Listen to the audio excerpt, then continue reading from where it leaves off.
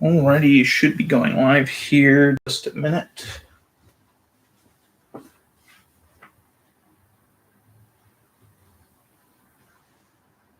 Looks like ads are going out, which is annoying. And we'll be going live once the ads stop. If I'm picking up on my microphone, should be excellent.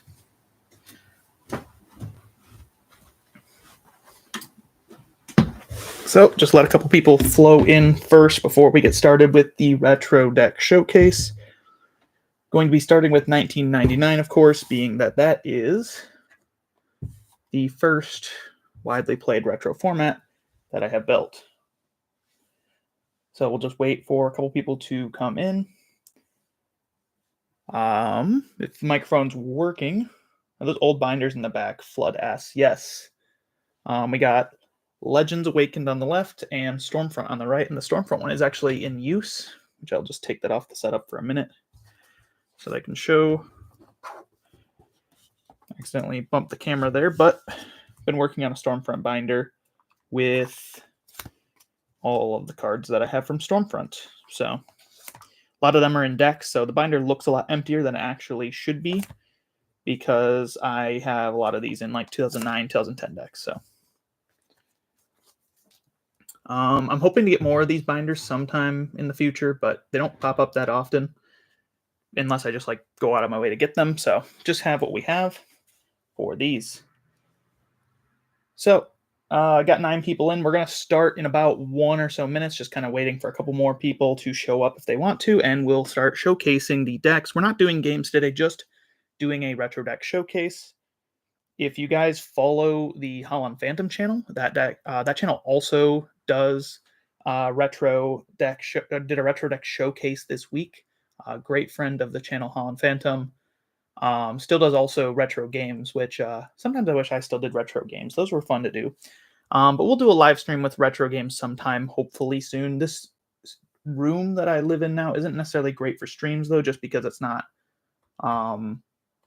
soundproofed as well. So you're going to probably hear vehicles in the background through the whole thing. But let's get started, I suppose, with 1999. So 1999 is actually one of my least favorite formats. Base Fossil. I played in a tournament with Base Fossil last year and did not have a great time, but regardless, I have a bunch of decks built for the format, just 4 of them, but still a decent amount. This first deck we have here is Arcanine Electrode. Thanks for showing up, Little Perp, John Brothers, and Zacharoni. Appreciate that. So Arcanine Electrode is actually a really interesting deck, where the goal of the deck is to kind of perform as a donk deck. Your goal is to set up a very fast board while locking your opponent down with the Psyduck, which is here. And Psyduck locks your opponent out of trainer cards, which is like 80% of your opponent's deck in this format sense. There's no supporters, there's just trainers. So you just log out your opponent of all of these gray cards.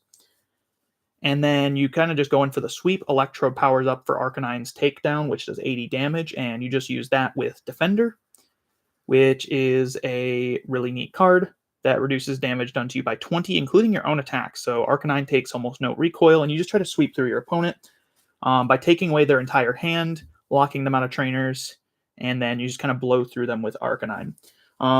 Enter asks, reason for not liking Base Fossil. It's a very low diversity format. Anyone who actually plays Base Fossil will tell you this, that there's essentially 3 types of decks. You either play big basics with like Mewtwo, Electabuzz, Magmar, Hitmonchan kind of stuff. You play Wigglytuff, or you play Lickitung. And if you look at like the tier 1 of decks in the format, if you look at the tier 1 of Base Fossil decks, it's going to be 5 Lickitung decks. Tier 2 is going to be like Wigglytuff variants and like Magmar, Electabuzz, and tier 3 is just like barely playable. So just a very low format diversity. There's a lot of coin flips in Base Fossil as well, which is unfortunate. And cards like Energy Removal and Super Energy Removal make decks like this Arcanine deck kind of unable to play the game. This Arcanine deck, the reason it has to actually take away your opponent's hand with last is because if they use a single Energy Removal, you pretty much lose the game. Which is really unfortunate. But it's a neat rogue deck, and I've just bought it off of a friend named Lindsay, so I appreciate her for getting that. Yeah, the Defender combo, Zacharoni mentions, including its own attacks, is sick. This is actually a combo that would come back later in 2011 when they reprinted Defender. But Defender is just a very neat card that you don't see played all that often. But when it is, it's usually actually played for that effect of reducing damage done to by your own attacks as well, since they keep making that printing choice with the card. We haven't seen Defender in a while, but maybe someday it'll come back. Next up, we have Wiggly, and it's Wigmar. This is the second base fossil deck I built going up to the Milwaukee tournament last year. I started to compile a lot of base fossil decks. This deck is decent, but I think it's probably the second best Lickitung. Our second best Wigglytuff deck, because I think Wigglytuff with Hitmonchan is just stronger due to Hitmonchan being able to do faster offense against Lickitung, which is, like I said, if you look at the tier 1 of base fossil, it's Lickitung Psychic, Lickitung Fire, Lickitung Psychic Fire, Lickitung Grass. Wigmar. Let's see. RL Cope says, base fossil is super hard to get people into because of the strong milling in a format with so much draw. Yeah, it's very much a resource-intensive format. I think the format would be significantly more enjoyable if they just printed Nightly Garbage Run, which was one set away. But if you add Rocket to the format, you also add a lot of other problems to the format, like Dark Vileplume and Rocket Sink Attack, which is just really unfortunate. But if this format had the Nightly Garbage Run trainer card, it would be a lot more fun to play because there wouldn't be nearly as many deck outs. Though maybe that's also a bad thing, but I think Lickitung would be a lot less oppressive if you couldn't just lose every game to deck out. Because essentially Tongue Wrap in many cases against decks that don't play like Fuji or Gambler is essentially just taking away one card of their deck. So the Wigglytuff Wigmar deck, which I'm getting an ad on my phone so I can't see the playback of the stream. Sorry about the ads. They're popping up. I should turn them off next stream. I didn't know that was a thing. But this deck is aiming to use Wigglytuff to do the Wave, which is a powerful attack that does 10+10 for each of your bench Pokemon. And Magmar is just a really efficient attacker, one of the best attackers in the base fossil format because of its Smoke Screen, which does 10 and prevents the opponent from using an attack if they flip tails. And Smog is a poisoning attack, so both these attacks are good specifically because of how good they are against Lickitung. It's one of the best Lickitung counters in the format, and it's the reason why this deck is one of the better Wigglytuff decks. Now, I'd never play Wigglytuff to a tournament in this format just because Wigglytuff is so weak to energy removal that it feels like if your opponent gets a super energy removal off, oftentimes you just lose games to that because you have double colorless energy in this deck, which if you use a super energy removal, which if you've never seen that card, super energy removal, which is in here somewhere, I guarantee, removes 2 of your opponent's energy. So if they use it on your Wigglytuff, they completely strip all of your attachments. It's really tough to power up multiple Wigglytuffs per game because of how much energy removal in the format. And this deck is, though, pretty powerful if you can get it up running. Just fill your bench. That's the other difficult thing is if you're playing against a mill deck and they just mill some of your basics, there's no Pokemon recovery in this format that is good. So if they mill like your Doduos or your Jigglypuffs, you're just out of luck. So Dodrio is a neat tech, though. I like Dodrio. It's one of my favorite cards in the format. But do I like Base Fossil? No. Base Fossil is fun if you just don't play Lickitung, which is what I have here. The third deck we'll be showcasing today is my Lickitung Fire and Psychic deck. And this is actually a list I got from Ruby Retro. Most of these other lists are from Jason Glazinski's blog. But this list is from Ruby Retro. So essentially, Lickitung Fire is like a well-known archetype that uses Moltres, which is in this deck, to mill out your opponent, and Moltres has the Wildfire, which discards the top card of your opponent's deck for each fire energy on Moltres. So essentially you can just mill them out, and even though discarding like one card doesn't seem relevant, there's no recovery in this format that's good. Your opponent's deck recovery is by getting rid of cards in their hand with like Alas to put cards back into the deck and pray, or like Fuji or Gambler, which are really unreliable ways to recover, and you have to set up combos for them to actually work. But in this format, there's no recovery, so milling your opponent's really good. This deck really focuses on those energy removal cards. I believe it has 7 total copies. Probably should be playing 8, honestly. But this list, essentially, the Wigglytuff Fire, really good archetype. Is the stream lagging? Just a little bit, I think, but shouldn't have too many issues. So it might just be you. Wigglytuff Fire, really well-known archetype, but the Psychic one is actually the best one in the format. If you look at just the tier 0 of the format, it's just Wigglytuff Psychic is by far the best version. Or Lickitung Psychic. I've been probably saying Wigglytuff. So Lickitung Psychic plays a bunch of Psychic attackers like Mewtwo, Mew, Mr. Mime, stuff like that. So I asked Ruby Retro if he could get me a list that combined Fire and Psychic because I kind of wanted a hybrid that's able to take advantage of all of the benefits of the Lickitung stall decks in one list. Now I did go 3-2, technically 3-3 because I got a round 1 DQ because I didn't register in time for the round. But this deck just kind of combines all of the benefits of Fire and Psychic. In the Lickitung archetype, you get to take advantage of the mills. You get to take advantage of Mew to cancel your opponent's Mewtwo's, as well as having Mr. Mime, which can wall off Wigglytuff. Mr. Mime is a really cool card that is immune to damage that's more than 20. So if you get hit by like a Lickitung, or not Lickitung, Wigglytuff doing like 60 damage, it doesn't matter. Mr. Mime eats that up. So this deck, I think it's probably tier 1 still, even though it's less good than Lickitung Psychic, which is just really good. It's still taking advantage of all the benefits of all of the good Lickitung decks at once. And my final deck for Base Fossil, which I do have 2 proxy decks technically for this format, but we won't be talking about those. My final deck is Mewtwo Electabuzz. Do you have any deck from the EX Delta Species era? Yes, we will get into that today. I do have some 2006 decks and some 2007 decks. So my final Base Fossil deck is Mewtwo Electabuzz. I decided to build this after the Milwaukee tournament. This is the last deck I built for the format. Maybe I'll build more eventually. I don't know. Base Fossil is not really my thing. But essentially, these are just really efficient attackers that cover each other's weaknesses. Electabuzz is weak to fighting, and Mewtwo counters fighting. Now, this deck isn't necessarily meta anymore. It used to be kind of a good deck from what I understand back in the day, a good combo. But nowadays, Mewtwo is just not a great attacker. In a lot of matchups, aka colorless matchups, which is Wigglytuff and Lickitung, which if you've been paying attention, pretty much 80% of the meta. But this is an iconic deck from back in the day. And I played during the Prop 15 event a Lightning Psychic deck for that format. And I liked the combo of Mewtwo and Lightning types. I thought it was a really cool combo. So I decided to rebuild it for Base Fossil. So just pairing some really cool cards together. I do have a lot of Base Fossil cards still in my collection. And I don't plan on building Base Neo anytime soon. So there's a pretty good chance I'll probably have another Base Fossil deck out sometime in the next couple years. I'll probably build one or buy one. But this deck is just a very aggressive, like Haymaker style, like big basic, slapping you for a lot of damage deck. Very focused on Mewtwo. This deck does get to take advantage of Mr. Fuji, which is one of the coolest cards in the format that shuffles one of your benched Pokemon into the deck.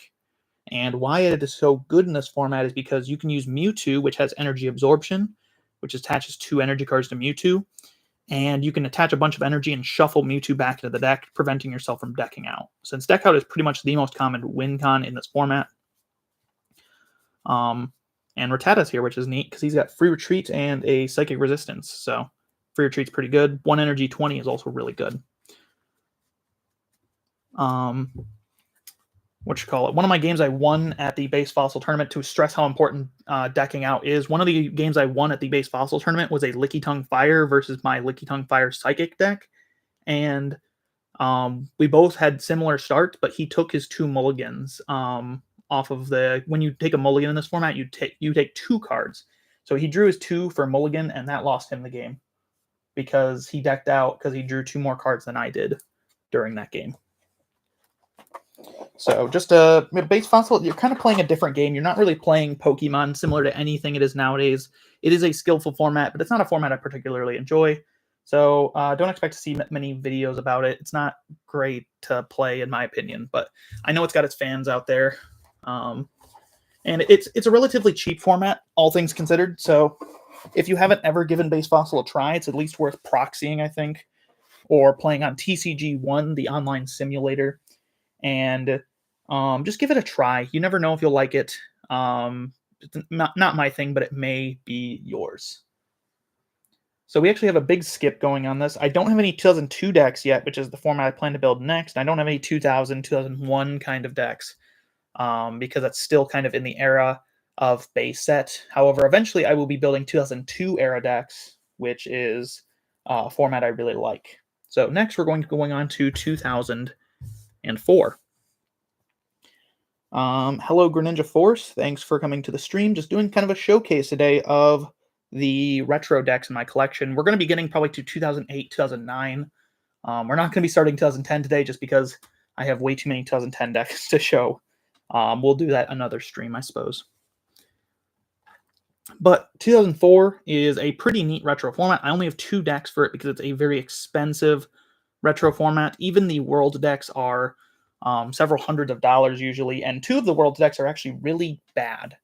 But one of the cheapest decks in the format is actually Team Magma. Team Magma is a very affordable deck, especially if you're willing to use reprints from the Sun and Moon era with the same artworks as the era. Team Magma is a really cheap deck to build, so I'd highly recommend building Team Magma for your 04 Gauntlet if you haven't started it. It's a great deck still. Still like one of the best 5 decks in the format from what I hear. But the 2004 meta's changed a lot, so some of the old lists don't really hold up. But still, Blaziken and Magma, very good. Gorebyss is really good, and I built Explode because I really like Explode.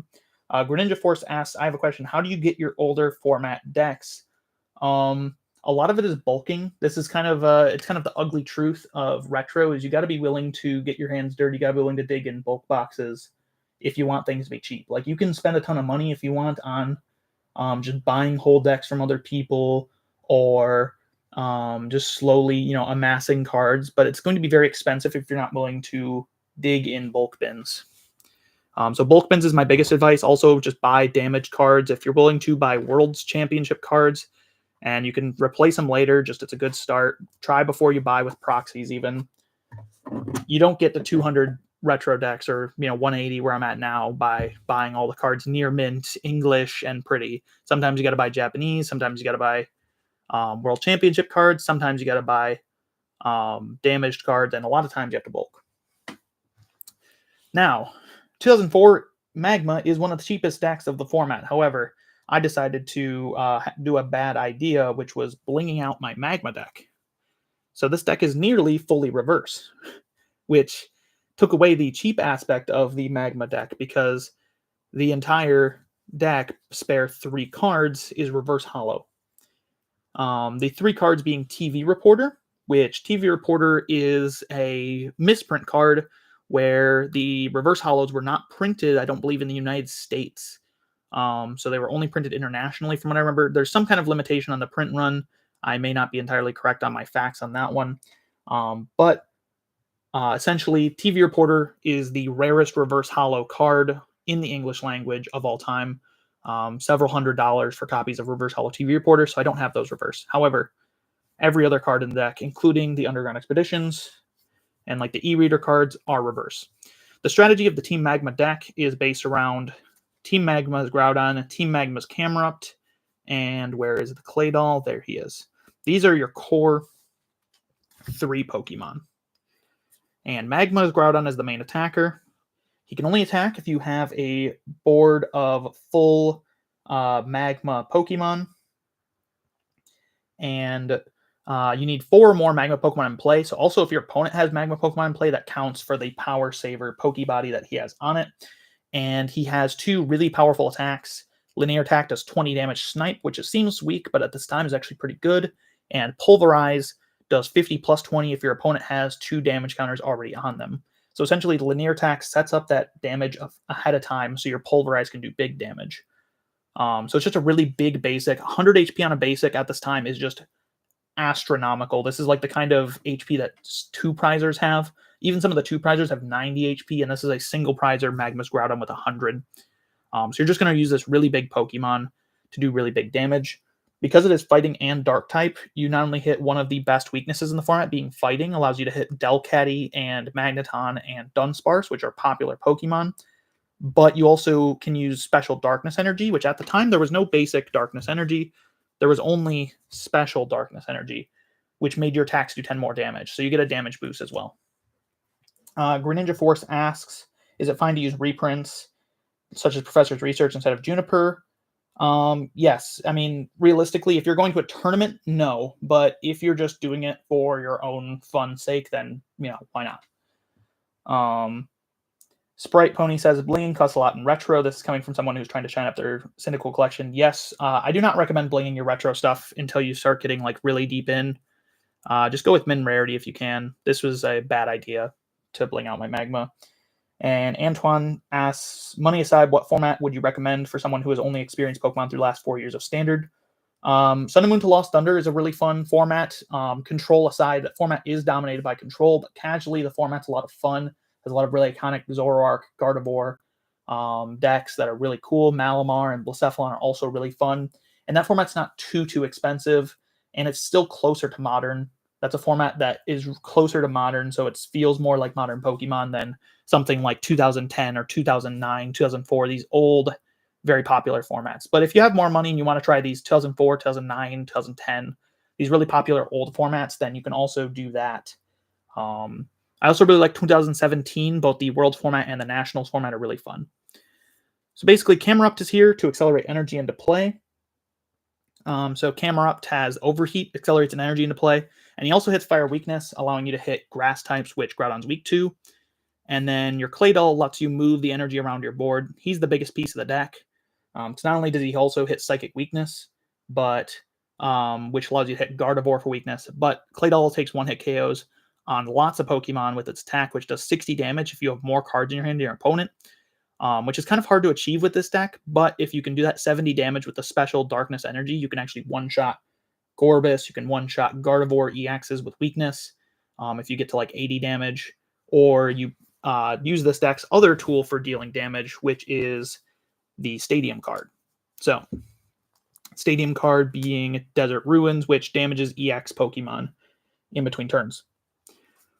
So this deck is really cool. Essentially, you're just using these big basic Pokemon to attack, the Groudons and the Zangoose, and you have these unique Magma Engine cards, which help you set up your board, and Brinies, which lets you pick up your Pokemon. So you can actually move all the energy off of damaged Pokemon and then pick it up with Brinies, just completely healing it off your board.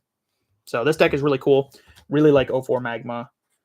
But yeah, if you want to get into retro somewhat, 2017 eras, those are the good Sun and Moon ones. I don't recommend X and Y or black and white formats most of the time. Most of them are not that great.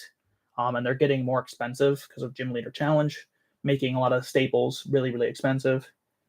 So those are like the Sun and Moon formats, has a lot of good like modern formats. And then also just recommend picking up World Championship decks. Not all of them are perfectly built, but they're usually good enough to get you a nice toes in the water of retro formats. So now we have Exploud. So I decided to build a second deck for the World's 04 format, and these building decks for the World's 04 format takes forever. These decks are very expensive because I typically try not to use proxies or reprint cards. However, I did break my rule with this deck. Exploud is really cool because he's one of the only Pokemon ever printed with 4 attacks. I believe there's only 3 Pokemon ever printed with 4 attacks. But the main one is just Breaking Sound, which does 10 damage and spreads 10 to all of your opponent's bench Pokemon as well. So just a 10 spread attack. Seems really weak. However, you're just going to be spamming this attack the entire game. The other attacks are also decent, but the main thing is that you're just going to be spamming 10 every single turn across your opponent's board and then devolving them. Because this is a deck focused on devolving your opponent, and it's weak to fighting, this deck has no chance versus Magma because I don't play any counter text for it other than this Blossom, which is just not enough. But essentially, once you've spread a bunch of damage on your opponent's board, you can use this card called ATM Rock, which devolves your opponent's Pokemon. It's like TM Devolution, basically. So you spread a bunch of damage against a deck like Blaziken, Gardevoir, something like that, and then you devolve their board. So this deck's just really cool because I really like Exploud. I really like that it has 4 attacks. It's such a neat Pokemon. This does feature the iconic Delcatty Magneton engine, which is a really powerful engine from the 2004 era. Essentially, Delcatty discards an energy from your hand and draws 3 cards, and Magneton gets energy back from the discard pile. While also being a decent attacker, Magneton and Delcatty both have pretty okay attacks that can get in there in a pinch. Especially Magneton hitting Lightning Weakness lets you hit Gorbis for weakness. And that's another thing that Exploud does pretty well, is it deals with Gorbis relatively well. Because again, it's got this massive 120 HP stat, which is the biggest HP stat you can have on a single prize Pokemon at the time. Unless a Wailord decides to break that. You do have Boost Energy, which lets you use your other attacks, but most of the time you're just spamming the Breaking Sound attack to spread 10 damage. And this deck plays Friend Ball. This is why I needed to use reprint cards for this deck, is because Friend Balls are like $15 a piece. I don't want to pay that for a card that I need 4 of for this deck, so I just used the reprint.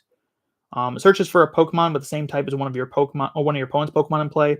Seems really bad, but a lot of decks in this format use Lightning, Colorless, Grass Pokemon, so it's a pretty live card in most matchups. And the main thing this deck does is that it plays Pokemon Nurse, which heals all damage from one of your Pokemon and then discards all energy. Since Exploud only takes 1 energy to use its best attack, and it has huge HP, you can just spam Pokemon Nurse while healing. And yeah, that's the list. It's really simple deck, but it's really fun. It's probably my favorite deck for 04, even if it's not the most tournament viable. Most Explouds that are being played in tournaments right now try to pair it with a full grass attacking line so that you can try to beat Magma. I'm willing to just take the Auto Loss to Magma so that I can just have a good time playing the Exploud deck in its full capacity. So that's just my take. If you want to play around Magma and play grass types to attack, like Sceptile, then you can do that. It's not a bad strategy. So moving on to 2005, I only have 2004. I only have 2 decks because it's very expensive to build these EX era formats. So it takes a while. I am working on a 3rd deck for 2004, being the Gardevoir deck, but it's going to take a while. Next up, we have 2005. I have 3 decks for this format, so technically one of them is kind of a little bit pieced out right now. So the first deck is Ludicargo, which is a really iconic deck from the format based around Ludicolo and Magcargo. So Magcargo has Smooth Over, which is an ability that puts any card from your deck on top of your deck, and then Ludicolo is able to draw that card. And the real benefit of this combo is that there's a stadium card played in this format in a lot of decks called Battle Frontier that turns off the Pidgeot engine, which Pidgeot has the quick search ability, just like the new Pidgeot EX, lets you find any card from the deck. So this is an engine that you can find any card from the deck. However, you don't get turned off by this really common counter tech stadium that everyone plays. So this is a really cool deck. Ludicolo has 2 really good attacks as well. One does 30 and allows you to heal damage from Ludicolo. That attack's not bad. Main attack, though, is Circular Steps, which is 10 times the number of Pokemon in play. This attack is just absolutely insane. Remember, 120 is the highest you can have on a single prize Pokemon. So minimum, your attack is going to be hitting for 60 to 70 damage. Even with damage reductions taken in mind. So you're going to be 2-hit counting everything with this attack, and it can easily stack up higher. So Ludicargo, really interesting. I'm not sure why they picked this deck for a World Championship deck. Usually they pick really well-placing decks. But this year they picked a 4th place or 3rd place list, I forget, from juniors. This signature right here is Michael something. I don't remember his last name, but his first name's Michael. And he got, I believe, 3rd or 4th in juniors with this deck. Usually they pick the better placing decks, but this year they decided to make an exception for that, which ultimately led to them not picking the Bomb Tar deck, which got 2nd in Masters, which is a bit of a shame. Hello, Holland Phantom. I appreciate you showing up to the stream. This deck also plays a really interesting tech line with the Rhydon, if I can find that. And the Rhydon has a Pokebody that blocks damage done to your benched Pokemon. And it's also a fighting type, which is really good because there's a lot of Dark Tyranitar in this format. And this is pretty much a perfect counter to the Dark Tyranitar spread deck. Jacob Guy says it's Michael Gonzalez. Yes, this is Michael Gonzalez. Thank you for filling in. James Sentinello says Rhydon these. Yes, thank you. So Rhydon is a bench blocker. If it's active, it blocks damage done to your bench Pokemon, which pretty much hard counters the Dark Tyranitar Worlds deck, which is a bit of a shame that there's just such an obvious auto counter in this deck. It doesn't rank for a good matchup, but because if you get that Rhydon set up early, it's just over for the Dark Tyranitar deck. But it is still, Ludicargo is still a really cool deck. I'm probably not going to build any more of this kind of style of deck or World Championship decks past like with 05. I'm just going to get the 4 World Championship decks, which I'm missing Nidoqueen, and then I'll probably be done with 05, just because 05 is not very popular. And a lot of my World decks are going to be converted to 2006, so which is the more popular format. Sprite Pony says, the days when multi-type offensive decks were a thing. They're still a thing. I don't want to write off when Pokemon does some stuff right these days, and Pokemon still has multi-type offensive decks. They don't have these scramble rainbow energies like they do nowadays that really help these decks go. But we do right now have Raging Bolt in Standard, which is a multi-type offensive deck. Even if it mostly only attacks with Raging Bolt, the Ogerpon is still an attacker. A couple years ago, we still had Blacephalon GX, which did the exact same thing, attacking with Fire, Psychic, or Dragon Pokemon. So I don't want to write off when Pokemon does stuff right. So I'm not going to give you that one. Pokemon still prints multi-offensive decks. We still have Lost Box, which is a box of, surprisingly good multi-offensive attackers. Now, this next deck, you'll notice, is missing cards. Missing 4 cards from my Dark Tyranitar deck. So I can't actually show you the main attacker because I moved them to 2006. So technically, this deck isn't complete because I moved the cards over to another deck. So I can play that one. But essentially, the Dark Tyranitar deck is built around the most powerful Dark Tyranitar attacker, which does a ton of damage. And it's built around this Pidgeot, which finds any card from your deck. This list I found is not at all good.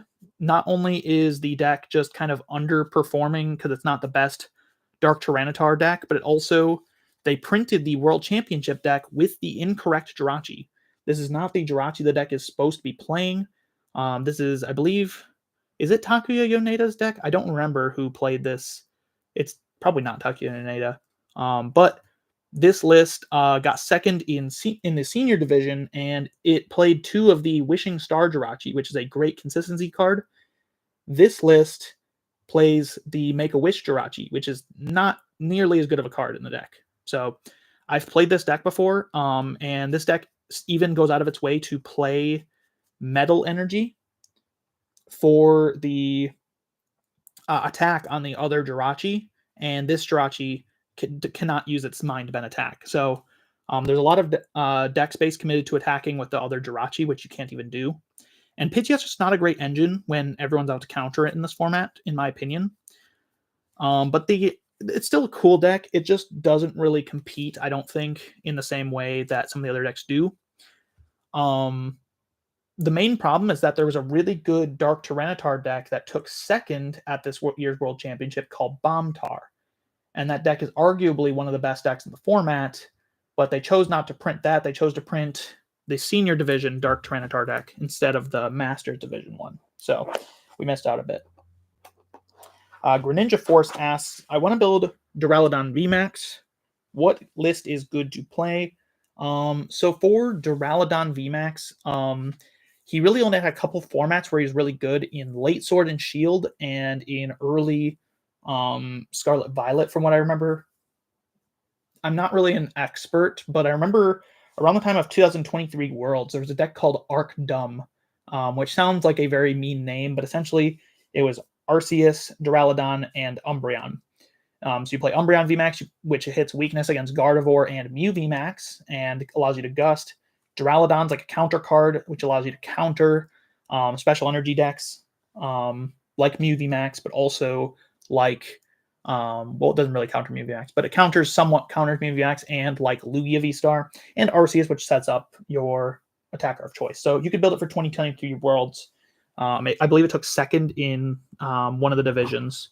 So Arceus Dumbreon is a pretty decent deck. Next, we have probably the most iconic 05 deck, because it's the deck that really only exists in 05. The Umbreons are expensive, though.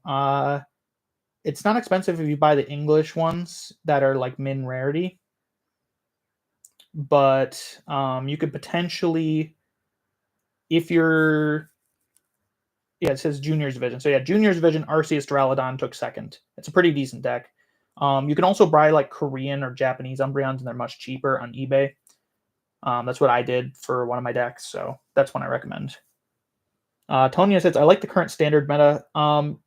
current standards are all right. I enjoy the Badoo. Badoo makes the format a lot more tolerable, but I wouldn't say we're in a great meta just because there is a lot of focus on like that turn 1, turn 2, and if you don't get a Badoo item lock off or you don't get a rare candy, it's really difficult. Greninja Force asks, what format is it? That is 2023 Worlds. So the newest set was Paldea Evolved at the time. The last 2005 deck we're going to talk about is Metacham EX. So Metacham EX, really iconic deck from this format, which turns off your opponent's access to Poke Powers if it's active and your opponent is not an EX, which seems really weak because you'd think that most of the decks would be focused around EXs, but actually we just talked about 2 decks which were not focused on EXs, and that was pretty much the norm. Most decks were using Pidgeot or using single prizers, which Metacham absolutely destroys. And then it turns off your opponent's powers, which are abilities, and you spread damage with Metacham's Pure Power, which spreads 3 damage counters on your opponent's Pokemon.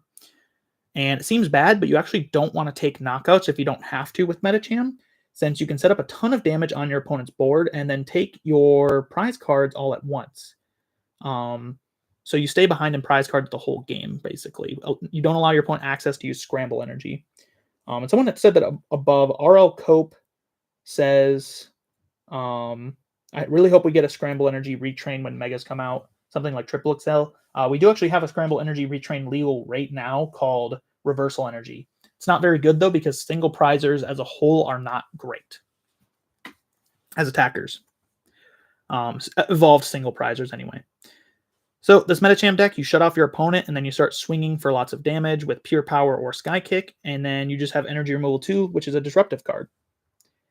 Tonya says, fair, I feel like there's a lot of viable decks. Most formats have a lot of viable decks, to be fair. That's a pretty rare thing when there's not. This format's, it's not like it's bad, it's just okay.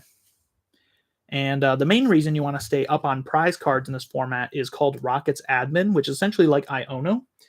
So each player shuffles their hand of their deck and then draws for the amount of prize cards they have. So essentially, you want to stay up with this Metacham. You want to spread damage but not take knockouts if you don't have to. That way you can Rocket's Admin and stay behind. That way Rocket's Admin still gives you 6 cards. Well, your opponent might have knocked out one of your Metacham, then they're getting 4 cards. This deck also plays 4 copies of these Jirachi, which is just really good because you always start it. If in that case, it's really easy to start and use Wishing Star, and then turn off your opponent's ability to use theirs. And there's also this card called Swoop Teleporter, which is really neat, which swaps one of your basic Pokemon in play for one in your deck, as long as it's not in the EX. So essentially, you use your Jirachi early on to find your cards to set up, and then you use Swoop Teleporter, and you get rid of your Jirachi and switch it for a Meditite, and then you can evolve the Meditite if your Jirachi was in play for a turn already. Then just one last card to bring up. We have POW Hand Extension, which, if you're behind, you can either gust one of your opponent like Counter Capture, or you can move an energy attached to the defending Pokemon, which is their active, to another one of their Pokemon. So you can use POW Hand Extension just to bring up one of your opponent's Pokemon and then just spread damage around it with Metacham. So really good. Or you can just, if they have an attacker in the active spot, you can just take away their energy cards off that guy. Greninja Force says that I think the Duraludon list is good, thanks. I'm playing it in the Masters at Silver Tempest. Yeah, Silver Tempest is... oh, you're talking about Silver Tempest Duraludon. Yeah, okay, yeah, he's in that set. Tanya says, also true, Mew VMAX and Lugia V-Star were scary. Sorry for the constant interruptions, no worries. And QNZ says, what do you do for proxies? Looking up picking those Jirachis. Even the World Championship ones aren't cheap. So sometimes I use World cards as proxies, and sometimes I quite literally just proxy, like printer proxy, right? I do recommend printer proxy if you can afford, to have a printer. It's not going out of your way to buy a printer. I don't know if that's worth it anymore. But if you just have a printer already, and you can buy generic ink on eBay, proxy is a good way to save you a lot of money. So right here, for instance, is one of my proxy decks, which is 1999 Haymaker. I'm not going to go over the deck with a profile, but essentially any card that wasn't an energy, I proxied out. You can see, if I bring it close, that these cards are, in fact, proxied. So let me just see if that comes up in my camera. You can see they're not hollow. The Hitmonchans are not hollow. These are printed Electabuzz, and I printed it on a piece of paper using the site proxycroak.com. Proxy Croak, really good site for proxying, and I put it on top of an energy card. So what I do to proxy is I go to pokegear.app, or you can go to Limitless TCG deck builder, and you enter all the cards you want in your deck, and then you go to export. And typically this code is used to export into like PTCG Live, but you can use that code and enter it into Proxy Croak, and then Proxy Croak will put those cards into like a printer setting where you can just print out pages of 9 cards as pieces of paper. So I definitely recommend proxying if you can. QNZ says, okay, yes, just love EX block. It's just stupid expensive. Yeah, I'm not building RSPK. Never will, because it's just so expensive. I did proxy it back in the day, but I haven't enjoyed my game, so the decks are all in disarray now. And Aster says, yo, what's up? Hello. Hello. I recognize you, I believe, from, is it Twitter or Discord? I think you're in the PTCG Legends Discord. I've definitely heard that name like way too many times, though, that I definitely recognize it. Yeah. Ever considered building Rocklock? Yes. Rocklock looks really fun. But Ampharos, Dark Ampharos, very expensive card. Now we have 06. Really, really beloved format. Sprite Pony says, honestly, if I were to play any retro deck, it'd probably be Typhlosion Prime from Heartgold Silver, Black and White. Yeah, you can build Reshiflosion for 2011. That deck is pretty neat. It's a little simple, like 2011 decks in general, just not a very complex format, but Reshiflosion, very iconic and cool deck. So there's also the World Championship deck, which is not a great list, but it's fine. So we have 2006. I have 3 decks that I'm working on for 2006. One of them is technically complete with 1 proxy, and these 2, Meta Knight and Bombtar, I'm still working on. Here are the Dark Tyrannitars that were in my 2005 deck that I took out. So here we have LBS. I'll be doing a video on LBS this week. I've been uploading YouTube shorts about 1-minute deck reviews, so LBS will probably get one this week.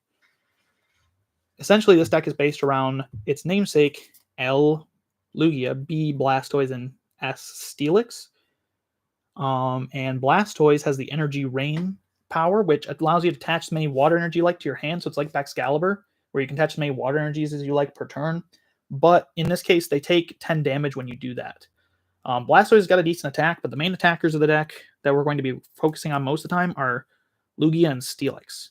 Lugia, Elemental Blast does 200 damage, but you have to discard all energy attached to it, basically. And then Steelix has Mudslide, which is the main attack on Steelix that does 100 snipe. You discard 2 fighting, and you do 100 damage snipe. So we just talked about Pidgeot a lot in 2005. Pidgeot's still in 2006. And in 2006, Pidgeot has 100 HP. It has 100 HP in both formats. So Steelix just kills it. So big, really good snipe attack. Essentially, Blastoise powers these up. But you're kind of looking at these guys like, wait, they don't have water energy. Why are we powering them up with water energy on the Steelix? And that's due to another really important card of the era, rather 2 important cards, 3 important cards even, where we have Holon's Cast Form and Holon's Magneton. So Holon's Cast Form has the effect on it. It's on the very bottom. I'm going to skip this ad real quick so I can see it. Sorry, I'll turn off the ads next stream. I'm not sure if you'll be able to read it because my webcam's not great, but they have these little rule box text on them that allows them to be attached as 2 rainbow energy cards. So when you attach these as a rainbow, as double rainbow energy, so it counts as 2 rainbow of any color, you have to return energy back to hand. But that's because Blastoise lets you attach as many energies you like with water. You can attach, like, let's just say to Lugia, I'll attach 2 water energy, and then I'll attach a Holon's Cast Form, and it'll give me back 1 of my water energy. And now I can pay for Elemental Blast with 1 Cast Form and 1 water energy, because Cast Form fulfills the other types of energy, since Cast Form is 2 rainbow. Magneton's also 2 rainbow. The only difference is Magneton isn't as easily searchable, so you only run 1 Magneton, and I run 3 Cast Form in this deck. But the main guy is Blastoise. And this deck's kind of just a box of attackers. You have Pidgeot as well, because Pidgeot, again, finds you any card from the deck, makes it a lot easier to set up the strategy, since you have multiple stage 2s and multiple basics, and you need to discard your energy for most of your attacks. And then beyond that, we just have a box of attackers. Regirock here is a fighting attacker, really good guy that's able to use its fighting damage. This card is like unreadable because it's super damaged, but essentially he attacks for fighting weakness, which hits Dark Tyranitar for knockout. And he's also got this Pokebody that heals him in between turns. My deck also plays Magcargo, which uses Smooth Over. We talked about him earlier, but there's a specific combo in this version of the deck which uses Aipom. And Magcargo puts a card to the top, and Aipom allows you to draw that card. So what this allows you to do is if your opponent plays a Battle Frontier and turns off your Pidgeot, you can still find any card you want because Smooth Over and Snappy Tail lets you draw that card that you put to the top of the deck. Sprite Pony says, oh, look, Pidgeot, that Pidgeot EX is a reprint of. Correct. Yep, good old Pidgeot EX is a reprint of this old Pidgeot. So let me see if there's any other attackers. There's one we haven't seen that's a big deal in here. There is this Jirachi, which is actually really good in this deck. Evolves up your Pokemon. And it's actually a real card. Most of this deck is World Championship cards. Here's a Celebi EX, which... this guy's pretty beat up, but I was happy to be able to use this in a deck. QNZ says, double Rainbow on a searchable basic is so insane in retrospect. True, but it has a downside. The cast form has a downside, which is why it only works in decks that have like energy acceleration. Only works good in decks, rather. So Celebi, when you play it to your bench, you get to put any card from your discard pile on top of your deck. And then you can also use the Aipom to draw that. So really good in combination with the Aipom. You can put any card you want from your discard pile back on top of your deck. This would definitely probably be a banned card. If it was printed in Standard, you shouldn't be able to do this, but we can do this. It's also Celebi, my favorite Pokemon of all time. So we had to put him in there. Elms is really big in this deck. Allows you to search for an evolution Pokemon as your supporter card. Seems really bad, but it lets you find Pidgeot. Greninja Force says, what I like about the new Pidgeot is that it doesn't matter if you have a special condition, unlike the original. Correct.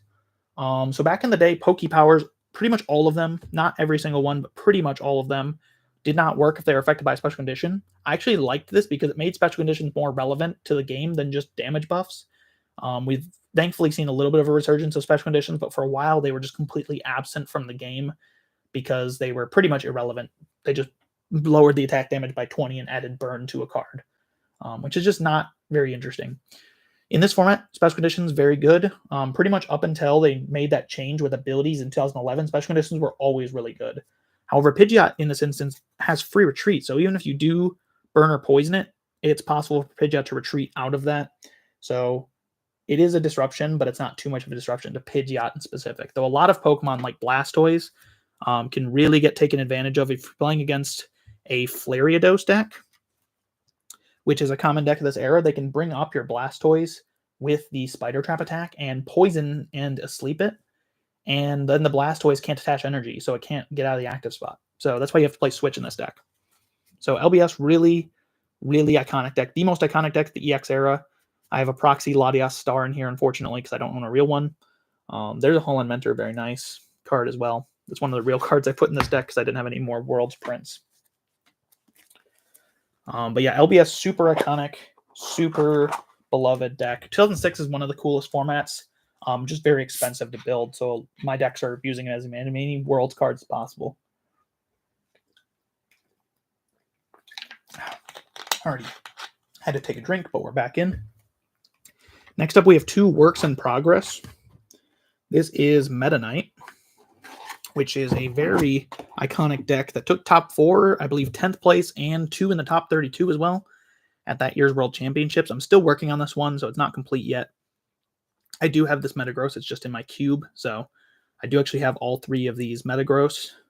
Very nice, beautiful cards. But Metagross is the main attacker, and you pair it with Dragonite, which I do not have. Dragonite has the Delta Charge, which allows you to attach a lightning energy from your discard pile to one of your bench Pokemon. So it's like Flaffy if you played a year ago. Flaffy did the same thing, but this Dragonite stage 2. It also has some pretty strong attacks, but mainly it's here for Metagross, which has the Crush and Burn that allows you to do 30 plus 20 for each energy card you discard from your board. So it's like a Raging Bolt deck almost, but with 2 stage 2s instead of all basics, and a much lower damage modifier. hiccuping and burping at the same time because of bad manners. Apologize for that. But essentially, Metagross is also your consistency engine with Delta Control. It looks at the top 4 cards of your deck, and you get to keep one of them and put the other 3 at the bottom. So the second you get one Metagross in play, this deck starts to just absolutely plow through. And because you can use multiple Metagross, if you find one Metagross, you're going to try to find the piece for your next Metagross, and then you can find the piece for your next Metagross or your Dragonites.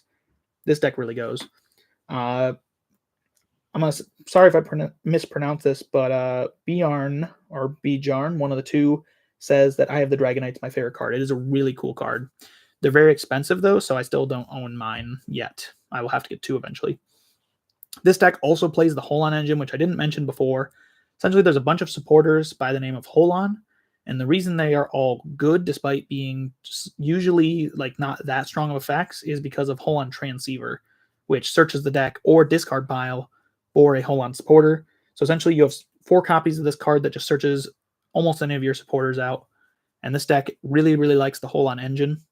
Holon Researcher finds a Metal Energy or a Delta Species Pokemon, which Metagross is a Delta Species Pokemon, Dragonite's a Delta Species Pokemon, so really, really good in this deck. And then Holon Mentor finds 3 basic Pokemon with 100 HP or less. But all these Holon cards require you to discard a card from your hand. So not only do you have to play the Holon Transceiver often to find them, but then you also have to discard a card. But in this deck, you actually want to discard cards because of the Lightning Energy being in the discard pile, which you can reattach with Dragonite. And this deck also has Special Metal, which back in the day, Metal Energy was not a basic energy. It was just special metals. You could only play 4, but it gave you minus 10 damage from your opponent's stack, which is really good. So Meta Knight, again, it's in progress. We're still working on, we as in me, still working on it. It's going to be a while before I complete it just because I don't have a very good income right now.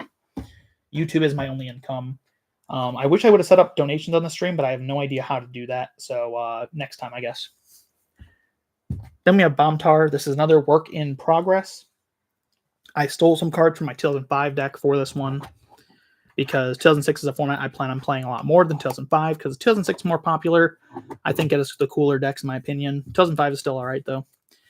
And as you can see, this deck is also still in order because I'm still working on it. But it's got the Dark Tyranitar, which is one of the most powerful attackers of all time. It has Grime, which does 10 plus 10 for each energy attached to it. Pretty okay attack. Spinning Tail is a really good attack that does 20 to each of your opponent's Pokemon. And Bite Off does 70 plus 50 if you hit an EX with it. So 3 attacks on a 120 HP stage 2, which is the highest you can have, is just really big, really hard to knock out. I don't have all the cards. As you can see, I only have 2 Fire Larvitar, which is the one you want to be playing in this deck. And I don't have even the right Voltorbs. But essentially, this deck, ignore the Proxy Electrode, which is not the right one. This deck uses Electrode EX, which when you use Electrode EX, it knocks itself out, but it gets 5 energy cards from your discard pile and attaches them to your Pokemon that are not EXs. So what you want to do is you want to get 5 energy in the discard pile, and then you use Electrode and attach a bunch of energy to your Tyranitars to attack. But in this deck, there is some beneficial special energy. First is Special Dark, which we've talked about before, which gives you plus 10 damage. And there's also Scramble Energy, which if you are behind, it works like Reversal Energy, where it counts as 3 of any energy. So you play 4 of these because you can go behind and use a ridiculously expensive attack like Bite Off pretty easily with your Dark Tyranitar. Spinning Tail is also really good because you're not taking knockouts immediately with the spread damage, but 20 damage spread is a lot. That if you use that 6 times, you just kill everything. Plus, you're doing more damage because of Special Dark. So really, really strong deck. Again, I'm missing some cards. I don't have the POW hand extensions yet. Still missing some of the cards from this deck. Do have some beautiful Jirachis in here and a beautiful Lapras. But I'm still missing some cards from this Bombtar deck, so it'll be a while before it gets completed, especially because I'm missing an Electrode. So I have an Electrode Prime in here as a proxy. But Bombtar definitely are inarguably the single best deck of the 2006 format. To a little bit of a ridiculous extent, it is broken, but still a really cool deck. And that's kind of why I just like 06 over RSPK. RSPK, I just haven't had great games so far. From my experience playing it, But '06, all these decks that are just kind of just like unleashed, you kind of just do whatever you want with decks like LBS, with decks like Meta Knight. So I really like these decks. Jacob Guy says, thanks for the Katana recommendation. I really like them so far. Yeah, they are my favorite sleeve. I don't buy them much anymore just because I'm on a budget these days that is a little bit tighter. So I have not bought many Katanas recently. I've been buying the cheapest sleeves known to man on Amazon, which are not very good, but essentially money's tight, so you got to make do. But eventually, hopefully, I'll have enough to buy Katanas more regularly in the future. So those were my 2006 decks. 2006, neat format. Really fun to play. Really, really rewarding in that it's low to the ground enough where you can learn the decks pretty easily. Something like Flariados is a really simple strategy, and something like LBS, really simple strategies, but there's a lot of like a skill ceiling where you can get a lot better at playing the deck as you go. Flood says buy cards, not sleeves. Yeah, it's kind of been my motto in the last year as well. Have not bought much sleeves other than these really cheap Amazon sleeves that allow me to keep building decks faster. So eventually, though, those sleeves are going to wear out, which is the problem. So I'll have to deal with that someday. So going ahead to 2007, which is my next format that I've built. 2007 and 2006 and RSPK, all of these are some of the most expensive formats of all time. 2005 as well. Because they have the EX cards and they have gold stars, very, very expensive formats. But I do have 3 of the world decks from 2007. I was going to say complete, but this Empoleon deck's missing like 5 cards. But we still get it to work. 2007 is not a very good format from my playing so far.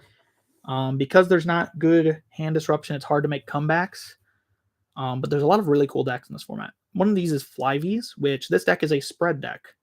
Jolteon, when you evolve into it, puts 1 damage counter on all your opponent's Pokemon, which is really cool. It just sets up damage and also has some good attacks that do extra damage if your opponent is damaged. But also there's Flygon, which if it's your active, you put 1 damage counter on your opponent's basic Pokemon between turns, benched basic Pokemon. So you just stack a bunch of damage with Flygon and Jolteon, and its Psychic Pulse attack does 80 damage and 10 to your opponent's bench Pokemon that have damage counters on them. So you kind of see the combo here. Use Jolteon to get damage on your opponent's board ahead of time, and then start swinging with Flygon, which does just a ridiculous amount of damage. 80 damage is so much, and it's spreading bench damage, and it has no weakness. So really cool Delta Species combo. You also have Absol, which not only also spreads damage with its Psychic Pulse attack, same attack, just less damage, but it also has Cursed Eyes, which lets you move damage around. And there's Flygon, which allows you to attach extra energy to your Delta Species Pokemon. So really, really cool combo. The problem with 07 is, again, there's no hand disruption. And the other thing is that every deck has to play at least 2, frankly, should be playing 4 Windstorm.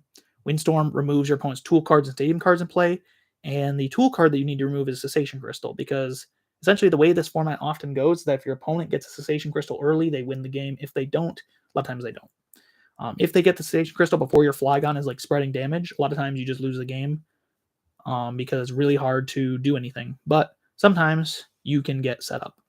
This deck also uses Hull and Cast form, which again attaches as a double Rainbow energy, but also it has Delta Draw, which draws a card for each Pokemon you have in play with Delta on its card. So because you play the Delta Flygon and the Delta EV lines, you draw a lot of cards with it. So Cast form is one of the best Pokemon in this format. And again, we're playing that Holon engine, so Holon Transceiver. Because you're playing the Eevee, you can also evolve into other Eevee Pokemon. Vaporeon EX shuffles your opponent's hand in their deck and draws 4 cards. This is the only hand disruption in the format, so it's good to have that. And there's also Espeon, which we passed somewhere along here. Let's see if I can find Espeon, which is Espeon not in this deck? I guess Espeon is not in this deck. My bad. No Espeon in this deck. That's in another deck. So Flyvies, really cool deck from the 2007 format. Flawed format, but really, really cool strategy. The next deck is less cool. If you like Empoleon, maybe you'll like it. I tend to dislike Cessation Crystal, so this deck doesn't really appeal to me. Let's get this deck out. The next deck is Empoleon, which uses Cessation Crystals. Cessation Crystal, I've talked about it a little bit. This is the card to me that ruins formats. As long as Cessation Crystal is attached to your active Pokemon, each player's Pokemon can't use Pokepowers or Pokebodies. So it's essentially ability lock. If it's attached to your active Pokemon, all abilities turn off. And the reason this card ruins games is because so many times your opponent just opens up a Cessation Crystal and you don't have a counter to it, and the game's just over on the spot. You're not able to draw your cards without your abilities. You're not able to attach your energy without your abilities. In the format Cessation Crystal's legal in, it is a very, very gross card. And it took them all the way till 2008 to even print a counter to it that's better than Windstorm. This deck uses Empoleon. There's a weird divide in the 2007 format between these older EX Pokemon, Delta species cards that are very complex decks that they kind of have different strategies and they take more different routes to victory. Like the Flyvies deck was like an interesting spread deck with a lot of attackers. And then there's the Diamond and Pearl cards, which Diamond and Pearl was a point of big power creep for the game. So the Diamond and Pearl set has huge HP stats. Remember that I talked about not too long ago that 120 was the highest HP stat on an EX single prize card, or on an EX era single prize card. So that Dark Tyranitar, the Exploud, all at 120. Empoleon has 130. So he is bigger than every single Pokemon printed in the EX era. That is a single prizer.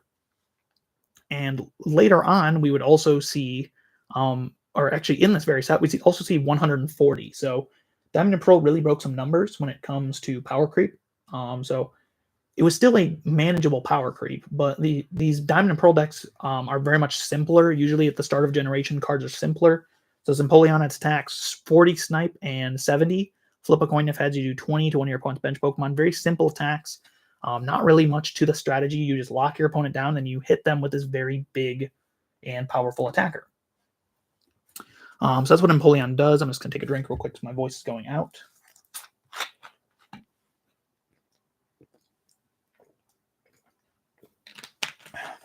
Excellent. So Empoleon, very, very strong attacker, just big, lots of HP, able to shut down your opponent with Cessation Crystal and then spread. So this deck only plays 6 basics. The other one, other than for Piplup, is this Corsola, which either searches out your water or fighting Pokemon, or it uses its double attack to start spreading damage. Because if you put 10 damage on 2 of your opponent's Pokemon, then Ice Blade starts to take knockouts on basic Pokemon. So Empoleon's really good. You typically want to stay somewhat behind because this deck also uses the double Rainbow Energy and the Scramble Energy, which are only active if you are behind in prize cards. So Scramble Energy is really important. Otherwise, this deck is just usually just big, hit big. And you also have this Cursed Stone, which puts 1 damage counter on your opponent's Pokemon that has Pokepowers. Unlike something like Path to the Peak, you don't get rid of your opponent's abilities, you turn them off with Cessation Crystal. So Cursed Stone still activates and starts damaging your opponent's Pokemon that have Pokepowers. This deck has no abilities at all, no powers. So Cursed Stone, slap that in play, then watch the damage rack up. So yeah, this deck's goal is just to shut down your opponent. You can see this whole deck is at World's Cards because I'm missing a few, but you just smack your opponent with these really strong Empoleons, and you lock them down out of their abilities. And it's a very simple deck. Not my favorite deck in the format, but it's still all right. Cessation Crystal is one of my least favorite cards of all time, though, and it gets even worse in 2008. 2007, Cessation Crystal was really bad. 2008, even worse. Next up, we have this deck, which is Legendary Ascent. Now, this was quite the achievement to get. This is one of the hardest Worlds decks to get in terms of money, because usually this deck is $500 on eBay. However, I was able to get it for $200, which doesn't sound like a deal until you realize it was $500 usually. So this is definitely an investment, but it was a deck that I was very happy to get. You'll see once again we use Eevee. The Eeveelution EXs are very good in this format. But this deck is also just a spread deck. Absol's the main attacker in a lot of games because its Psychic Pulse does 30 and spreads 10 to your opponent's bench Pokemon that already have damage on them. So again, we play Jolteon. Let me see if I can find Jolteon real quick. When you evolve into Jolteon, you spread 10 damage. So spread 10 damage, and then Absol will hit for 30 damage and do 10 more to your opponent's bench Pokemon. But actually gets for more than 30 because, again, we have Special Dark. We do have Basic Darkness in this format now. And we have basic metal, but special darkness energy makes our attacks do 10 more. So we're actually doing 40 damage with Psychic Pulse and spreading 10. Rayquaza, one of the most broken cards ever printed. Special Circuit does 30 snipe, but if your opponent has a Poke Power or Poke Body, you do 50 snipe instead. So this is just a really good snipe attack because Rayquaza's Poke Body says that if your opponent has more prize cards than you, so if you're losing, the attack actually can be used for just 1 energy. So same thing with the second attack. It takes away all colorless energy in his attack costs. If you're behind, so you can just swing for 70 for 2. So really, really efficient attacker. Rayquaza EX, one of the most broken cards of all time. In the Diamond and Pearl era, we'd get Gengar from Stormfront later on, which is another one of the best cards of all time. And that card's a stage 2. And it does 6 damage counters, but it only does it to Pokemon with Poke Powers, not even Poke Bodies. This is a basic that has the same HP, and it's Poke Powers or Poke Bodies. This card's broken. This deck also plays the Hoenn engine, of course. We play Mew, which can use the attacks of any Pokemon in play. So it's just a copy attack that hits Psychic Weakness, and it can copy any of your attacks, so you can put energy on there and use it anywhere. Another reason this deck's so expensive is because there's a Gold Star in it, which is Jolteon Gold Star, which when you play it down, you put 1 damage counter on both active Pokemon. So again, playing into this like spread damage strategy. Absol's damage moving with its ability. When you play it down, you move 3 damage counters around your opponent's board is really good because you just put these put damage all over your opponent's board, and then you can start to clean up knockouts with the spread damage or move the damage to take a key knockout on like their active. Again, we have Windstorm because Station Crystal loses the game. This deck does play Espeon EX, which is really cool. When you evolve into it, you devolve one of your opponent's benched Pokemon. So it's only one of them, but usually that's enough to make it worth playing in this deck as a one of. And it's also got 2 pretty decent attacks. So I've never played this deck, to be fair. I've only seen it played by other people. I don't play that much 2007. I only bought this deck about a month ago, so haven't gotten to play it yet. Lickitung, another snipe attacker, draws 2 cards with Lap Up, or you can put 3 damage counters on your opponent's Delta Pokemon with Delta Mind. And again, more Absol. I think we've seen pretty much everything in the deck at this point. Well, actually, we haven't seen Jirachi, which once again allows you to have a basic attacker, but this one locks your opponent out of Poke Powers, which is pretty interesting. And this deck also has Super Scoop Up, which picks up one of your Pokemon on a heads flip, and you can pick up Jolteon to reuse Evolutionary Thunder, you can pick up Espeon to reuse Devolution, or you can pick up Absol to reuse its Cursed Eyes. Or you can just pick up one of your damaged Pokemon. Rayquaza has 110 HP. He's not going to get one shot very often, so you can hit with Rayquaza and then pick it up. Because you are staying behind on prize a lot of times with this deck, you because you don't have to take knockouts when you're spreading necessarily, you can also prevent your opponent's deck from using Scramble Energy, which is really good. A lot of advantages to playing this deck. I believe this deck, iAbsolutions, it's called, won both 2007 US Nats and Worlds, if I remember correctly. Just an absolute powerhouse deck of that format. So those are my 3 2007 decks. Eventually, I'll get Banette, which is the last of the 2007 Worlds decks. I am out of Hoenn engine pieces, though, the Hoenn transceivers, rather, which I do need more of because eventually I'd like to build some other decks from this format, like Rhyperior. Mill is a really cool deck. There's Electivire deck, a lot of cool, unique decks. So we will be moving on to 2008 next. 2008 is by many one of the worst formats of all time. By some, one of the best formats of all time. It really depends who you ask. But we have some cool decks here. We have just a nice motley crew of 6 decks. I'm kind of out of stuff for these decks. I'll build another 08 deck if I find Call Energies in bulk, I guess. But one of the things that Call Energy 08 has in general, it's a problem, is that there's so many special energies in the format. Like this Empoleon deck, for instance, plays 3 different of the best special energy cards ever printed, and they're all pretty expensive. Scramble, Double Rainbow, and Call Energy. So this format is pretty expensive to build because of those energies, and they're a requirement in most decks. So you notice some of the decks I went on my way to build, like Rainbow Chomp and Torterra, are decks I built because they didn't have to have those energies in there. So very, very expensive format to build. Not as bad as 2007 or 2006, but still pretty bad.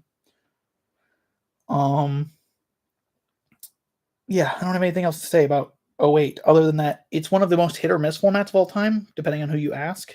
And part of this, again, is because of Cessation Crystal. So Cessation Crystal turns off your opponent's access to Poke Powers and Poke Bodies when it's active.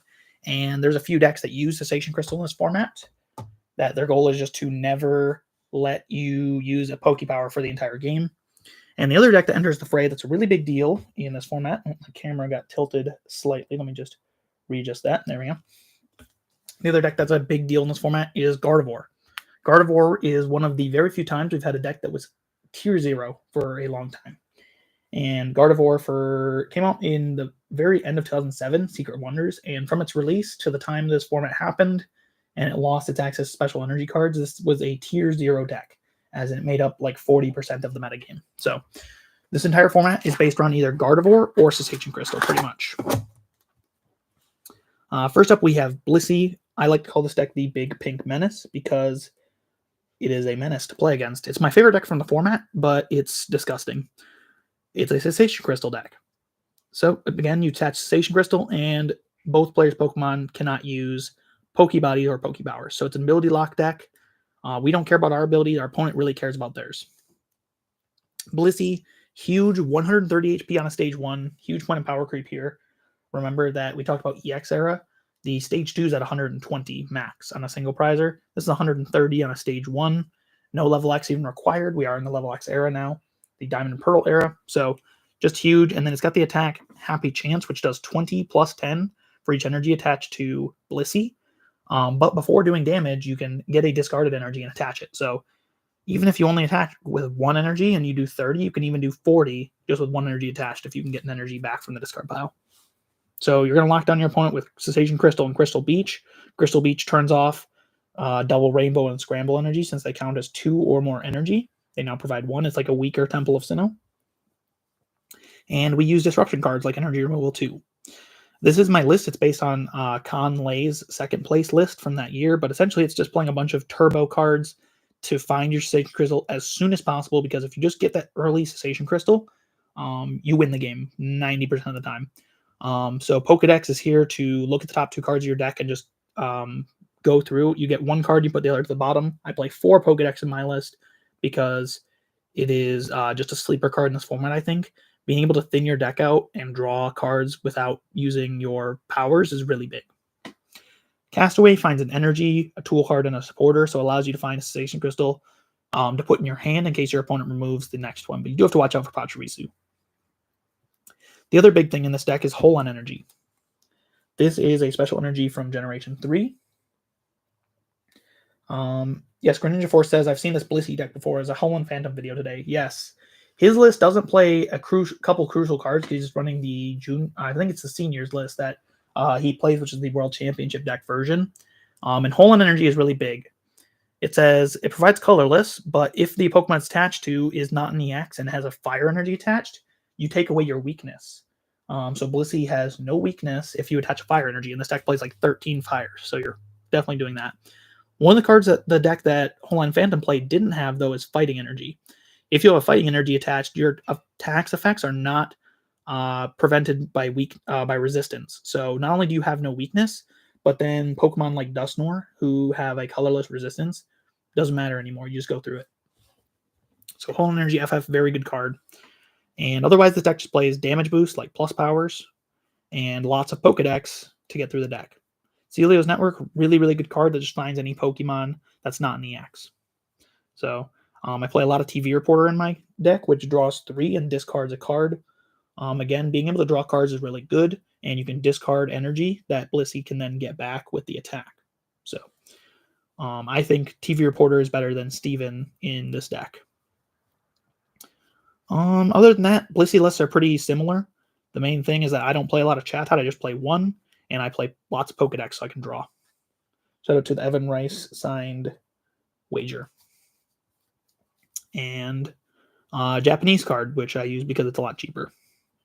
But yeah, this deck is an absolute menace. I consider it the best deck of 2008.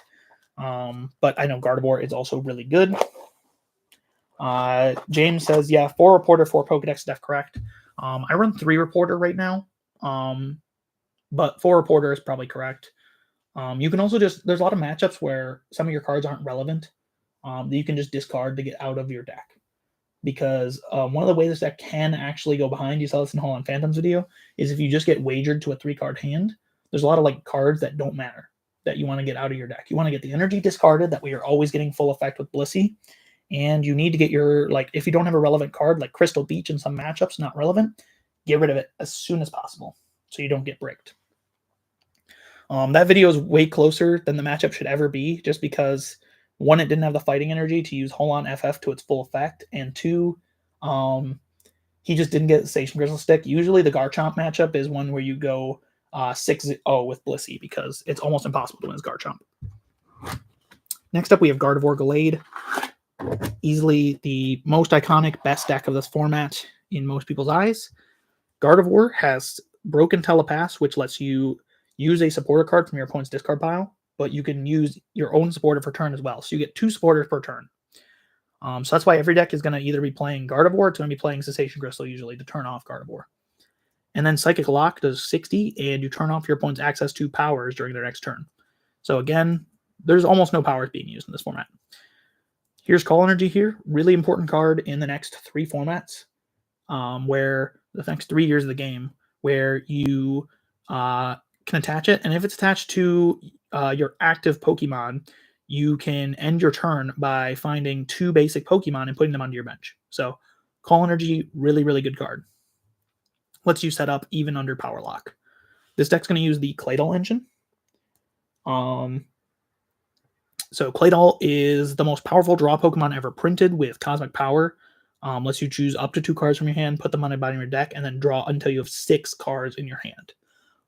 So if you have access to your Pokepowers, you're going to be using Cosmic Power, drawing a lot. The other half of the Gardevoir deck is Gallade, which has 2 really good attacks. Psychic Cut is the main one. You do 60 plus 20 for each prize card you decide to flip over. So you can hit for up to 180 damage. However, once they are flipped up, you can't flip them back. So Gallade's like a nuke attacker that helps answer bulkier guys that give Gardevoir trouble. It's also got Sonic Blade that does an effect on your opponent's Pokemon that puts them down to 50 HP. So really powerful attacker. Again, this deck was easily the best of the year. It's one of the most dominant decks of all time. Sprite Pony says, I love Gardevoir art, but I hate how expensive they are. Yeah, lots of expensive Gardevoir. It's got a lot of fans. It's also one of the best competitive Pokemon, actually the best competitive Pokemon of all time. So this deck also uses a couple of unique techs. One of them is Pachirisu. This is a Cessation Crystal counter. And Pachirisu has the Smash Short attack, which does 10. You discard a tool card attached to your opponent's active, and then it does more damage. And you can also look at their hand and discard any number of tool cards that have the same name as the tool card you discard from their active. So essentially, Cessation Crystal. You hit your opponent's active if they have a Cessation Crystal attached, and then they discard that, and you get to look at their hand and discard any extra copies of Cessation Crystal hiding out there. That way, you are guaranteeing access to your powers, hopefully next turn. It's also got Call for Family. Search your deck for 3 basic Pokemon. This is my favorite artwork on any card of all time, so I'm slowly fitting it into all my 2008 decks because I hate Cessation Crystal, and I love this card. This deck also plays a couple of techs. This is a list that's not like the one that won Worlds that year. It's a little bit different. More similar to the one that took top 4. We have Breloom, which is a tech that won US Nats that year, which says that if the defending Pokemon's retreat cost is 0, this attack does 60 plus 60 more. So you do 120 for just 1 Scramble Energy, which is a popular energy card in this deck. And your opponent has to have 0 retreat cost, though. And you'll notice Gardevoir has a 2 retreat cost. So what we do is we use the Moonlight Stadium, which I saw earlier. Yes, we use the Moonlight Stadium card in combination with Breloom. We put Pokemon that are Psychic or Dark to a 0 retreat cost, and then Breloom will blow them up for 120 damage. And 1 hit KOs Gardevoir, 1 hit KOs Dusknoir. So Breloom's a really cool tech. There's also Gardevoir level X. So very cool Gardevoir level X. Gives you extra HP, and teleportation lets you switch Gardevoir around your board. Extra HP is really big because now you live Breloom's attacks. And Bring Down lets you bring down the lowest HP Pokemon in play. So usually you win the game oftentimes by using Bring Down to steal your last prize card. James Santinello asks Muck for Mirror. Correct. Muck's for a lot of things. Let's find Muck. There we are. So the other tech this deck plays is Muck. Muck was a card that popped up in Gino Lombardi's list, but wasn't really popular at the time, from what I understand. It has the Pokebody Toxic Sludge. At the end of each player's turn, if their active Pokemon has a grass energy attached to it, they are poisoned. So essentially, all these decks are running these double, rainbow, and scramble energies that count as any type of energy. So they will activate Muck's Toxic Sludge, which will poison them. So it gives you extra damage. You do, of course, get your own guys with extra damage, so you have to watch out. But if you can play smartly, you have a couple of psychic and fighting energies in here that you can use to attach to your guys instead of using your rainbow energies. And that will allow you to not poison yourself. So Muck is a tech for the mirror. Really, really important card. That it's more popular nowadays than it was back then, from what I understand. I didn't start playing until 2011, so a little before my time, but Gardevoir Glade, one of the most dominant decks of all time. Even nowadays, it's like people have figured out some more decks and like kind of refined things down to like, okay, this deck can actually beat Gardevoir, but even still, Gardevoir is the best deck of the format, with like Blissey and Empoleon right behind. Then we have Torterra. Torterra is definitely a rogue deck, but it's really cool. Colin Mall took Torterra to top 4 of US NAS that year, and Torterra is a really bulky guy. Let's find the Torterra, actually, so we can talk about why he's in here. That was not the right one. Where is the main attacker, Torterra? Where is he? There he is. Excellent. So, the main attacker is this Torterra, which does 60 with Leaf Storm, and it heals 2 damage counters from each of your grass Pokemon, so you heal your whole board. But that's a very expensive attack. 4 energy for Leaf Storm. Not at all doable. In 2007, this card was completely unusable. But in 2008, we have this Sceptile, which doubles your grass energy in play. So similar to Pokemon TCG Pocket with the Superior, you double your grass energy attached to your grass Pokemon. So we want to double our grass energy. That way we can use Leaf Storm for 2 energy. We can also retreat for 2 energy. And you want to just switch between different Torterras and heal damage off your board while doing solid damage. Sick also has Torterra level X, which gives you more HP, and the really broken Forest Murmurs, which lets you, if you're behind, you get to use Counter Catcher as a ability for turn, which is really good, and the extra HP helps keep you alive. And Vigorous Dash does 100 damage and 30 to one of your opponent's bench Pokemon. Of course, you do take recoil, so you got to be careful using this attack, but it's a very powerful attack, able to oftentimes one-hit KO Gardevoir for 110 when you damage boost it. This deck does use Claydol, and we also run this Torterra as another attacker because Earthquake and Frenzy Plant are really, really powerful attacks that do a lot of damage, but this guy doesn't heal himself, but he's still really efficient at attacking. Able to do with the Sceptile in play, you can use Earthquake for 1 energy and Frenzy Plant for 2 energy. Again, it's a lot of setup, but when this deck gets going, it's kind of hard to stop. It's just hard to get going. We have Strength Charm, which is a damage boost. So you attach Strength Charm to one of your Pokemon, now you do 10 more damage. And other than that, yeah, that's kind of the deck. Again, to use Call Energy to set up. We have Crystal Beach to counter some other decks. And we use Claydol to draw cards. And my favorite, Roseanne's Research, which is a really good card. So this deck is really cool. Definitely not the best deck in the world, to be honest, because it has a really hard time setting up against Blissey and Gardevoir.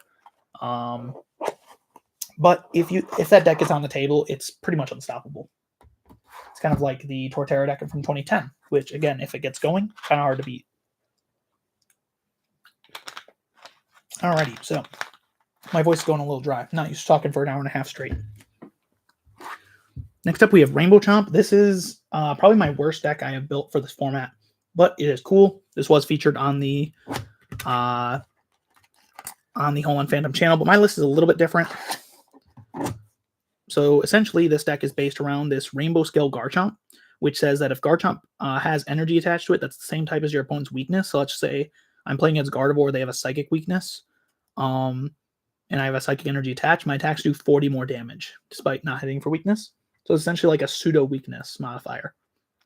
So then you swing for 110 with Dragon Fang, 1 KO's Gardevoir, and with some damage setup, you can also hit other things. But because you cannot use any special energy in this deck is really bad. You can't use Rainbow Energy, you can't use Double Rainbow, you can't use Scramble Energy. because they turn off your body, and you can't use call energy either, which is this deck's biggest weakness. You can't use call energy. So how we have to get around that is Garchomp level X, which has Restore, which puts a Pokemon from your discard pile onto your bench, and then you attach up to 3 energy cards from your discard pile to that Pokemon. So because we have to attach so slowly, you have to have the Garchomp level X ready at some point to use its Restore so that you can get another Pokemon in play. Otherwise, you cannot manually attach 3 times to 6 different Garchomps. That's not going to work out. This deck is very weak to Cessation Crystal because it turns off your Rainbow Scale, and it also has a nearly unwinnable matchup against Blissey, since not only do you not hit weakness against Blissey, but they hit weakness against you. So again, deck kind of struggles, but it is really cool. These Garchomps are super cheap. The level X is not, though. So I got the level X on a deal and decided to build the deck because these Garchomps right here are like, I got for like 50 cents because they're pretty damaged. We also have Dusknoir as a backup attacker and just a powerful board control card. Dark Palm, one of the most powerful effects ever printed, lets you, if your opponent has 3 or more bench Pokemon, you shuffle one of them into the deck and you get to choose. So one of the most powerful effects of all time, would go on in 09 and 2010 to be played in so many decks. In this format, it's just pretty good. Notably, it's a Psychic type that's not hit for Psychic weakness, so you don't get hit for weakness by Gardevoir, which is pretty good. You also resist Colorless. This does not win you the Blissey matchup, but it gets somewhere there. Hard Feelings is Psychic, Colorless. You put 5 damage counters on your opponent, and then you put 1 more for each prize card they've taken. So if they've taken 5 prize cards, you do 10 damage, which is pretty cool. We play Crystal Beach to counter decks that use special energy. And we play Rotom, which is the most valuable card in the deck. With Dual Trans, lets you accelerate up to 2 basic energy from your discard pile to one of your Pokemon. So again, this deck is not able to do that whole just repeatedly attacking thing in most games because you lose access to your powers, you're not able to draw. So Rotom helps you get your energy in play. And this deck also plays Cresselia, which is a J Hornung tech, which allows you to move 1 damage counter from one Pokemon in play to another Pokemon in play. So the difficulty is that you usually don't get your powers in this deck, but if you do, you can heal your Pokemon while putting more damage on your opponent's Pokemon, setting up for those knockouts in matchups like Torterra and Empoleon. And it's also got a really good attack, Moon Skip, where if you knock out the defending Pokemon with it, you take an extra prize card. So it's like Iron Hands, but a lot less good. But you can use Garchomp to put a Cresselia in play and then level it up so you get the energy on it. We also have Fion with Evolution Wish, evolves one of your Pokemon, another tech to help set up our board. And it wouldn't be my deck if we didn't have, where is he? Pachirisu. Again, Pachirisu's in here, really good because Cessation Crystal is the deck's biggest weakness, and we can get rid of with Pachirisu. And yeah, we have Garchomps, a lot of different types of energy. This deck, I think, plays 7 different types of energy in it. So hitting most different types for weakness. The most you play is of water lightning to hit water and psychic to hit Gardevoir. So really cool deck. Not the most performing deck ever, but it is a neat deck that I believe took top 2 or top 8 at UK Nats. One of the 2. It's definitely a rogue deck, though. Wouldn't recommend bringing it to a tourney. This right here is Intimidation. This is the Worlds deck from that year that I believe won Juniors, winning out against like 5 other Gardevoirs in the top 8, which kind of tells you the meta of the year. This deck is a really bulky and fast attacking deck. There's 1 energy attackers. Scizor has Special Blow. He's the main attacker of the deck. Let me see if I can get that, which does 30 plus 50 if your opponent has special energy attached. Again, like I said, this format is the special energy format. Decks are usually running Call Energy, or they're running Scramble Energy, or they're running Double Rainbow, or they're running all 3. So decks like Gardevoir play like 3 or 4 basic energy at most. So Scizor gets a lot of value. Also has X Scizor, which is an okay attack. Toxicroak is really good against Gardevoir as well. Scizor is good because it has a resistance, by the way. He's a really good attacker. It also has resistance. Toxicroak, Paralyzed Poison does 20. The defending Pokemon is now poisoned, and flip a coin of heads, they're paralyzed and poisoned. So just really good 1 energy attack again. So this is like a 1 energy attack box. We turn off our opponent's special energy and just use Cessation Crystal to turn off their abilities as well. So you're just a really low to the ground deck. Very similar to like Goldengo today. Something really low to the ground that's hitting for a lot of damage for 1 energy on stage 1s. play Castaway again to search our Cessation Crystal and our energy.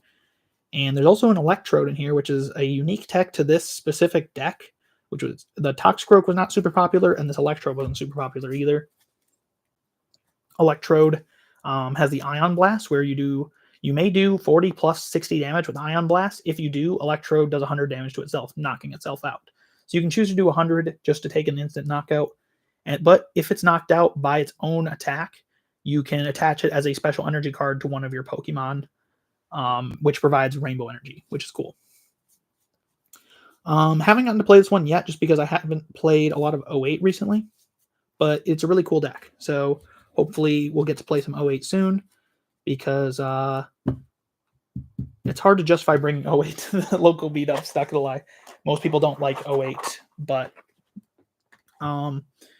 hopefully next time I meet up. Last time I played 08, I played Rainbow Chomp, which was really fun. I played Gardevoir, which was really fun. I played Blissey, which was really fun, but that was like 4 months ago. So I need to play 08 again so I can play my new Empoleon and Scissor decks.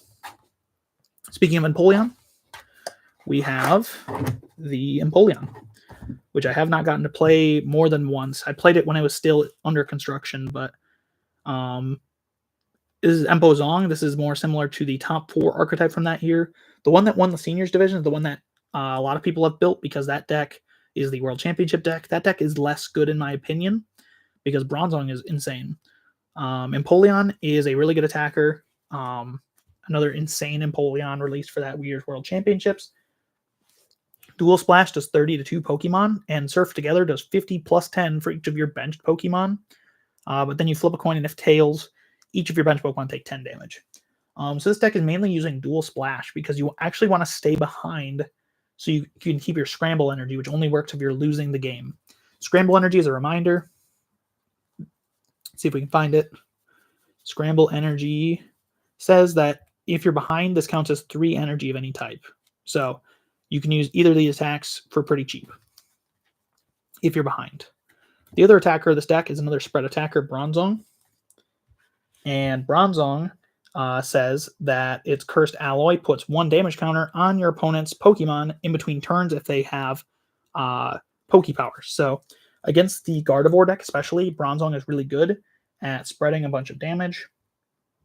And it's also got Pain Amplifier, which is a free attack that spreads 10 damage on each of your opponent's Pokemon with damage counters already on them. So you put damage on them with either Empoleon, the Prinplup, which also has a spread attack, and the Bronzong's Cursed Alloy. And then you do that, and then you just start using Pain Amplifier to set up a lot of damage. This deck is probably the second best deck in the format, if not Blissey, because it's really good against Gardevoir. But Empoleon, there's a lot of decks that are good against Gardevoir in this format, like Magmortar, like Scizor. But most of the other decks fall to something like Magmortar is really good against Gardevoir, but really bad against Empoleon, and really bad against something like Blissey. But maybe not. I've never played the matchup. But essentially, the other decks that are usually beat Gardevoir have a hard time dealing with the other tier 2 decks. But Empoleon is a good deck that also beats other good decks, so that's why it's good. Again, we have lots of special energy. We have blinged out Piplups because for some reason I decided I needed those like 5 years ago. And we have Cessation Crystal. So this deck both uses Claydol and abuses the opponent. By putting a Cessation Crystal on, your opponent can't use their powers. So kind of gets to play both sides and win every time. Because, this deck's cool. It's a cool spread deck. I really like Bronzong. So Bronzong's one of my favorite cards. I also have a nice Reverse Hollow energy in there, which I think that was just the cheapest one on TCG Player at the time. That's why it's a Reverse Hollow. And the Prinplup's actually really good. Does 10 spread for 1 energy. And you can also do 40 snipe for 2 energy. So really good Prinplup attacker, which is really surprising. Usually the stage 1s at this time, not that great of attackers. Even if they have great utility, usually their attacks are pretty bad. So I'm going to finish up with 08 for today just because I have another obligation to get to. Next time I do a live stream like this, we'll hopefully get to 2009. I'll hopefully have donations set up too. I'll figure out how to do that just so I can take a little bit of tips to offset the fact that I don't have income. Do not feel obligated to do anything to make up for the fact I don't. This is all a hobby channel. But I'll figure out things better next time. little less clunky of a stream, hopefully. Thank you all for those who did come to the stream to view the decks. Again, next time we'll do 2009, and we'll start to get into 2010. So hopefully be able to stream for a little bit longer next time as well. Thank you all so much for showing up, and I'm going to start to end the stream. Yeah, we'll continue this another time. Hopefully games next time.